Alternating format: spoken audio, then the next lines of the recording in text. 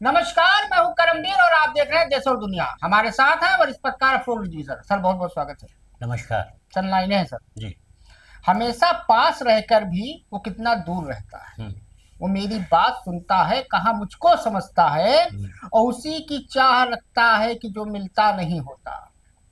अजब पागल हुआ है दिल, न जाने क्यों भटकता है।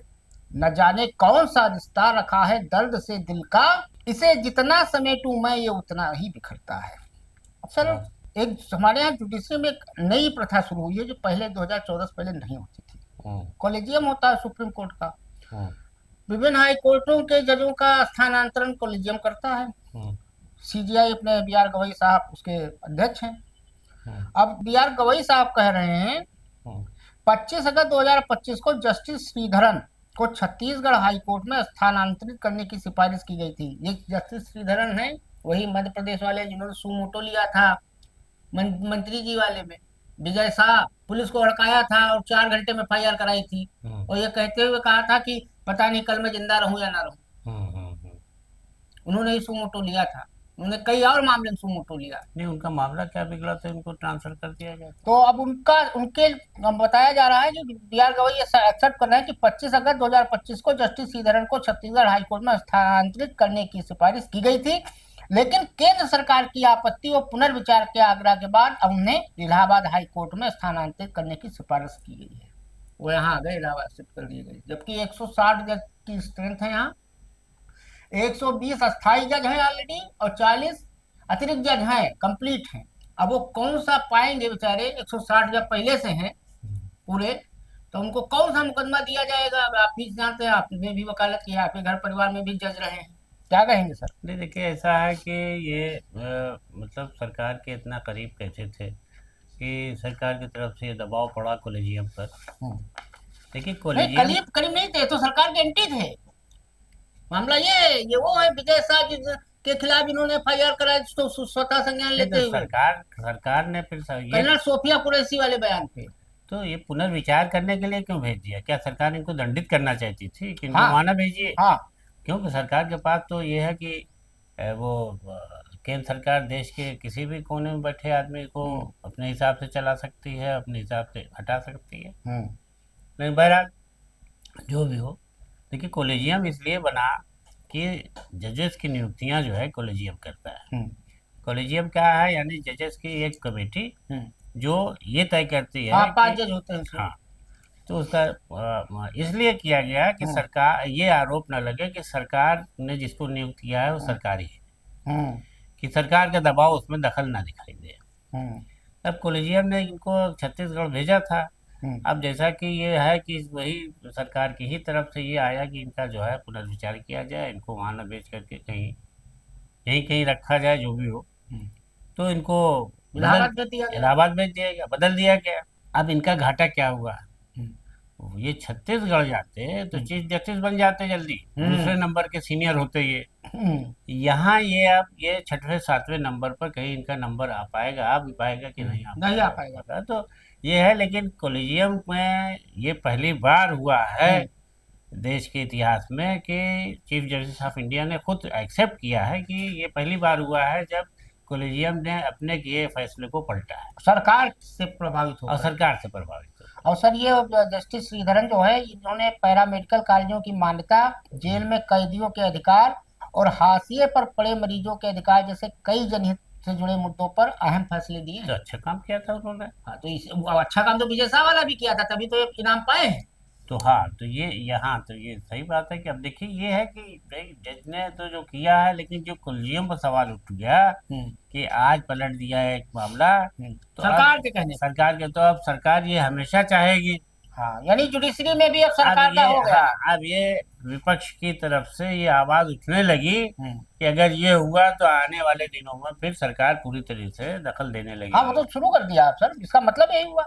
हम्म। 1992 में उन्होंने शुरुआत की थी दिल्ली से हम्म। वकालत, और सीनियर वकील हैं अपने गोपाल सुब्रमण्यम, उनके यहाँ 5 साल तक रहे। अब सर, आज चुनाव आयोग वाला मामला लगा था हम्म। सुप्रीम कोर्ट में। चुनाव आयोग ने अपने हलफनामे में 10 बातें कही बड़ी चालाकी से, हम्म। और अगली तारीख भी मिल गई 4 नवंबर। 6 तारीख को दूसरे चरण का नामांकन का लास्ट डेट है। और चुनाव आयोग कह रहा है हमारा शुद्धिकरण पूरा हो गया वोटर लिस्ट का। और दो मजेदार बात उसमें कही। पहली चीज उन्होंने कही कि जो ये 22 लाख, हमने ये नहीं समझ में आया, 5 महीने में बिहार में 22 लाख लोग मर गए, मोदी जी जान नहीं पाए। 22 लाख लोग मर गए हलफनामे के अनुसार। और जो जिनके नाम काट दिए गए वो सीधे सीधे कह रहे हैं एक एक घर में 800-800 लोग कैसे पाए गए। तो चुनाव कर हमारी कोई गलती नहीं, ये वो टेक्निकल प्रॉब्लम है, सॉफ्टवेयर की गलती है। वो जब इंग्लिश से हिंदी में कन्वर्ट करता है तो हो जाता है, मतलब चुनाव आयोग की गलती नहीं है। दूसरा सवाल ये उठा कि जिन बहुत सारे ऐसे लोग हैं जो जिनका नाम नहीं जोड़ा गया वोटर लिस्ट में छूट गए, तो चुनाव आयोग करे इसमें भी हमारी कोई गलती नहीं है, लोग आए नहीं हमारे पास, तो हम क्या करें।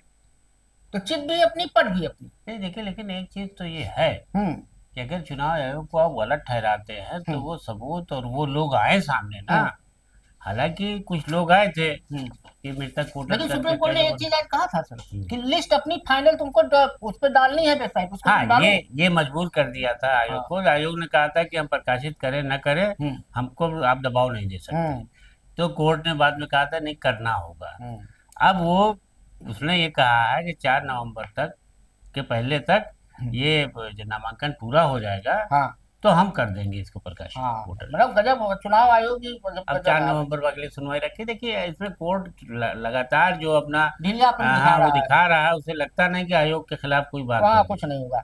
अब सर वो हरियाणा वाले जो एडीजी थे पूरन कुमार, उनकी पत्नी के खिलाफ एफआईआर हो गया है। ये मुकदमा हरियाणा पुलिस के एएसआई संदीप कुमार लाठर की आत्महत्या के मामले में रोहतक थाने में दायर किया गया है। इसमें पूरन कुमार की पत्नी अमनीत पी कुमार के अलावा भटिंडा ग्रामीण विधायक अमित रतन, पूरन कुमार के बंदूकधारी सुशील कुमार और एक अन्य व्यक्ति को नामजद किया गया है। और ये एएसआई की सुसाइड के बाद हुआ है, उनके घर वालों ने कराया। अभी उसका पोस्टमार्टम हुआ नहीं है संजय लाठर का, उसमें मामले में नई नई चीजें रोज निकल रही हैं। अब कुछ नहीं ना देखिए, कुछ। ये तो इस पे ये है ना कि ये पी कुमार जो थे, पूरा आईपीएस ऑफिसर जो मरे हैं, हम्म तो कुछ दिनों बाद तक तो कुछ दिन तक तो सरकार में चलता रहा हम्म कि डीजीपी इसमें दोषी है, एसपी दोषी है। हम्म तमाम आईपीएस अफसर को उसमें न सिर्फ शक जाहिर किया गया, उन्होंने आरोप लगाए, अपने नोट में लिखे, सुसाइड नोट में लिखे, उनकी पत्नी ने किए। तो वो सीन चल रहा था, तो उसमें पूरी मशीनरी फंस रही थी। हम्म। फिर अचानक ये कहाँ से यू टर्न हो गया मामला कि ये एएसआई भगत सिंह बन गए। हाँ, संदीप लाठर आ गए सीन में और कहा साहब ये बहुत भ्रष्ट थे हाँ हाँ, आईपीएस। खुल अच्छा, के। वो बहुत भ्रष्ट थे तो कभी तो कोई मामला आया नहीं था उनका हाँ, सामने। कभी नहीं आया। कहने लगे वो पकड़े जाने के डर से उन्होंने आत्महत्या कर ली। तो आपने किस बात को लेकर आत्महत्या फिर की? आपको तो आवाज उठानी चाहिए थी, सबूत इतने साल से देश में भ्रष्टाचार की शिकायतें हैं, हम्म हैं एंड पीसिंग चल रहा है कि जो जैसे बीजेपी ज्वाइन करता है उसके खिलाफ सब घाटा हाँ वो खत्म। सब। तो आप तो तब तुम्हें भगत सिंह का नहीं रूप समझ में आया था कि हम भगत हाँ, सिंह। संदीप लाठर के घर वाले कह रहे हैं कि इनकी ये जांच कराई जाए और ऐसे दूसरी चीज पति की। कि उनकी पत्नी आईएएस हैं, हम्म जो वो इनको कहाँ टॉर्चर कर सकती है, हम्म। कहाँ टॉर्चर, ये उसमें इनके अंडर खेल में कुछ काम और कर है रहा सर, है। उसमें तो ले खेल। दे करके इसमें मामला कुछ बहुत ही गहरा है हम्म। और कोई पॉलिटिकल उसमें एंगल है जो अभी सामने नहीं आ रहा है। रामदास अठावले भी गए थे, तो वो तो उनके कोई कार्यकर्ता का एक वीडियो वायरल है, वो कह रहे हैं कि नायब सिंह सैनी मुख्यमंत्री कह रहे हैं कि हमें चपरासी ट्रांसफर नहीं कर सकते, डीजीपी कहाँ से कर दें, वो तो उनका खट्टर साहब का खास है। और खट्टर साहब वही है मोदी जी को मोटरसाइकिल पे बैठा के घुमाए हैं संघ के जमाने में। अब सर ट्रम्प ताऊ ने एक और कांड किया, कुछ ना कुछ कांड रोज ट्रम्प ताऊ करते रहते हैं। वो मोदी जमाने पर देश भर में घूम घूम के सौगात बांटते हैं और जगह जगह की टोपी वोपी पहन लेते हैं, जब्बा बिल्ला। वो अब भी ट्रम्प पहनते हैं कि पहनाते हैं? वो पहनते हैं पहले, उसके बाद लोगों को पहनाते हैं, पहन के पहनाते हैं। तो डोनाल्ड ट्रंप ने बुधवार को व्हाइट हाउस में संवाददाताओं से बातचीत में दावा किया कि प्रधानमंत्री नरेंद्र मोदी ने उन्हें आश्वासन दिया है कि भारत रूस से तेल खरीदना बंद कर देगा। मुझे एक बात, रसिया ने तो आज इसका खंडन कर दिया, लेकिन भारत के जो हमारे प्रवक्ता है जायसवाल जी को गोल मोल जवाब दिए। क्या कहेंगे सर? तो देखिए, ट्रम्प का तो ये कई बार आ चुका है बयान कि भारत से बात हो चुकी है, भारत जो है इस बारे में जल्दी अपने वो करेगा। जब वो व्यापार को टैरिफ वैरिफ लगाने का मामला था और तो ये बार बार आता था, हम लोग भी ये चर्चा में कहते थे कि भारत का तो कोई बयान ही नहीं आया, ये तो वो कह रहे हैं। युद्ध रुकवाने में भी उन्होंने, ट्रम्प ने फट से कह दिया कि मैंने रुकवाया है। अब वो यहाँ पर नया गेम खेल रहे हैं कि भारत जो है वो भारत के प्रधानमंत्री नरेंद्र मोदी से उनकी बातचीत हुई है, उन्होंने कह दिया कि अब हम रूस से तेल नहीं खरीदेंगे। और रूस ने इसका जवाब दिया, लेकिन भारत की तरफ से गोलमोल जवाब आया। और भारत जो है वो नहीं, देखिए डिप्लोमेसी तो हर जगह होती है। भारत कैसे कह देगा कि हमने कहा कि हम नहीं खरीदेंगे। और राहुल गांधी कह रहे हैं कि पीएम मोदी अमेरिकी राष्ट्रपति ट्रंप से डरते हैं। और ये ट्रम्प ने क्या खेल खेला है रूस को नीचा दिखाने के लिए हम्म। कि हम तुम्हारा कारोबार ठप करा देंगे, हाँ। तो यूक्रेन से तुम युद्ध बंद करो, धमकी दे रहे थे नोबेल प्राइज के चक्कर में। हाँ। युद्ध जारी है। एक और तो डेवलपमेंट हुआ सर। 70% के करीब मेरा ख्याल है, दो एक तिहाई तेल खरीदता है भारत, कच्चा हाँ, तेल वहां से अच्छा लेता तेल। है। और एक का डेवलपमेंट और हुआ, पुतिन आने वाले हैं भारत वही जल्दी दौरे पे। और ब्रिटेन ने भी एक कंपनी है भारत की नायरा, जो हम्म। तेल बेचती है, हम्म। उसके ऊपर प्रतिबंध लगा दिया। अभी ब्रिटेन के प्रधानमंत्री कुछ दिन पहले होके गए हैं। लेकिन और ट्रम्प ने तो पाकिस्तान तक को कह दिया था कि तेल जल्दी उत्पादन करेगा, निर्यात तक करेगा, हो हाँ, सकता है भारत को भी खरीदना पड़े तेल। और पासपोर्ट में जो वैश्विक वो संगठन है कि कौन सी रैंकिंग है, 85वें नंबर पर पहुंच गए। हम्म। ये स्थिति हो गई हमारी, 85 हम्म। देश पे हैं हम। अब सर कांग्रेस नेता राहुल गांधी एलओपी को राहत मिली है। समाचार एजेंसी पीटीआई मुताबिक गुवाहाटी हाईकोर्ट ने निचली अदालत के उस आदेश को रद्द कर दिया जिसमें उनके खिलाफ 9 साल पुराने आपराधिक मानहानि मामले में अतिरिक्त गवाहों को शामिल करने की अनुमति दी गई थी। ये मामला आरएसएस कार्यकर्ता अंजन कुमार बोरा की ओर से दायर किया गया था। क्या कहेंगे सर? इनके ऊपर तो देखिए, कई मुकदमे पूरे देश भर में है, हमारे कैसे असम में, यूपी इससे में। ज्यादा खराब बातें लोग बोलते हैं, किसी के खिलाफ जल्दी हम्म। नहीं होता है। हम्म। यहाँ तक कि अभी देखिए कि चीफ जस्टिस ऑफ इंडिया के खिलाफ क्या क्या हुआ, बड़ी मुश्किल से तो वो हुई। हाँ हाँ, उसमें सर अटॉर्नी उसी में क्लब कर दे रहे हैं सर ये सवाल। अटॉर्नी जनरल आर वेंकटी रमनी ने राकेश किशोर के खिलाफ आपराधिक अवमानना की कार्रवाई शुरू करने के लिए अपनी सहमति दे दी। अब देखिए 21 दिन लगा। हाँ। पहले तो माफ कर दिया गया, कहा हाँ। गया कि नहीं नहीं, चीफ जस्टिस ऑफ इंडिया ने बहुत संयम से काम लिया और उनकी बड़ी तारीफ है और ये है वो है। और जब चला सोशल मीडिया पर कि जूता भी वापस कर दिया और धन्यवाद भी, और उसको हाँ। घर भेज दिया और उसका इंटरव्यू छपने लगा, तो लगा कि मामला गड़बड़ा रहा। हाँ। तो अब एफआईआर होने लगी और ये भी हुआ। तो राहुल गांधी के खिलाफ तो हर कदम पर उनको उनकी राजनीति को खत्म करने की कोशिशें की जाती है। तो अब गुवाहाटी हाईकोर्ट ने अगर दिया है तो बड़ा राहत सोच सोच समझ के दिया होगा। ठीक है, क्योंकि ये इस तरह के मामले उनके खिलाफ बहुत सारे हैं। हाँ, हर पर हमारे तो ऐसा कोई प्रदेश नहीं होगा जहाँ राहुल गांधी के खिलाफ मानहार न चल रहा हो। चलिए खत्म। अब सर पंजाब में आज एक घटना घटी।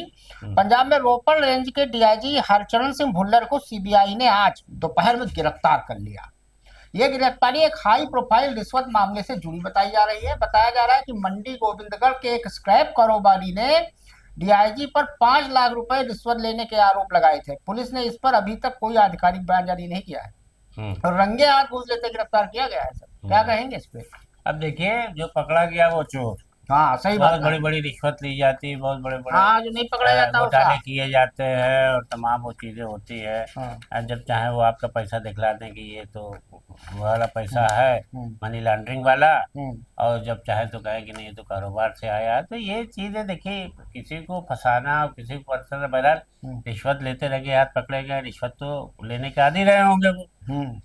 तो जब ऐसा आदमी है तो एक दिन तो पकड़ा ही जाता है गलत काम करने में, तो उसका ये असर होता है। भाई डीआईजी रैंक का इतना हाई प्रोफाइल केस है ये कि सिपाही रिश्वत ले, होमगार्ड रिश्वत ले, दरोगा ले तक तो समझ में आता है, दरोगा इंस्पेक्टर तक।